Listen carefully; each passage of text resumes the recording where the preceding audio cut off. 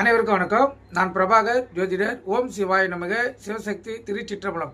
இன்று பிறந்த நாள் காணும் அனைவருக்கும் வாழ்த்துக்கள். அதே போல இன்று திருமண நாள் காணும் அனைவருக்கும் வாழ்த்துக்கள்.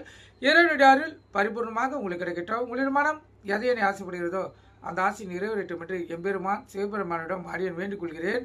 இப்போ நான் என்ன சொல்ல போறேன்னா, இந்த மக நட்சத்திரத்தில் ஒரு குழந்தை பிறந்தால் எந்த போல பலனை அந்த தாய் தந்தைகள் பெறுவார்னு சொல்கிறேன். இதெல்லாம் தெரிஞ்சு வச்சுங்க. சிறப்பாக வாழ்ந்திருந்தாலும் பாதிப்புகளை கொடுக்கும் குழந்தை பிறந்தவுடனே. அதே போல் குழந்தை பிறப்பது ஒன்று தாய் தந்தருக்கு கண்டத்தை ஏற்படுத்தும். அதெல்லாம் பூர்வ பின்ன கர்மான அடிப்படையில் இதெல்லாம் நடக்கக்கூடியது. அதே போல் ஏழ்மை நிலையில் இருந்தாலும் அவங்கள உயர்ந்த நிலைக்கும் கொண்டு செல்லக்கூடிய வாய்ப்பும் அந்த நட்சத்திரங்கள் ஏற்படுத்தும்.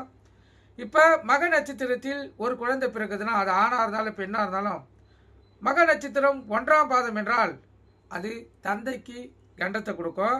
அந்த குழந்தை கருவுற்றதிலிருந்து அந்த தந்தையுடைய உடல்நிலை, வருமானம், சந்தோஷம் அனைத்தும் பாதிப்படை செய்யும். குழந்தை பிறந்து அது மக நட்சத்திரம் பாதம் ஒன்றானால் அதுக்கு சரியான பரிகாரம் செய்தால் அந்த தந்தையுடைய மன நிம்மதி ஏற்படும். அதே போல் வண்டி வாய்ச்சலுக்குள்ள மிக கவனமாக செல்லணும். எது எப்படி இருந்தாலும் குழந்தை பிறந்தவுடனே குலதெய்வத்தை போய் வணங்குறது மிகவும் சிறப்பு, கருத்தில் கொள்ளுங்க. அதே போல் பாதம் 2ஆனால் அது தாய்க்கு கண்டத்தை கொடுக்கும். இரண்டுமே மக நட்சத்திரத்தில் பாதம் 1 பாதம் 2னா குழந்தைக்கு எந்த பாதிப்பும் வராது. ஆனால் தாய் தந்தைகளுக்கு பெருத்த கண்டத்தை கொடுக்கும், பெருத்த மன கஷ்டத்தை கொடுக்கும். அதே போல் வருமானத்தில் பற்றாக்குறை ஏற்படுத்தி மன நிம்மதியின்மையை ஏற்படுத்தும், கருத்தில் கொள்ளுங்க. அதே போல் பாதம் 3ஆனால் தன நாசத்தை ஏற்படுத்தும்.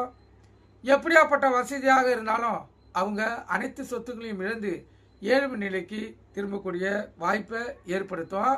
ஆனால் இந்த மக நட்சத்திரம் பாதம் 1 பாதம் 2 பாதம் 3 இது பிறந்த வீட்டை பாதிக்கும். இப்போ திருமணம் ஆகி இப்போ பெண் குழந்தையே வச்சுங்க, திருமணம் ஆகி மாமனார் மாமியார் வீட்டுக்கு போகக்குள்ள கணவன் வீட்டுக்கு போகக்குள்ள அவங்கள மிக சிறப்பான வசதியான வாழ்க்கையை ஏற்படுத்தி தந்துடும், கருத்தில் கொள்ளுங்க.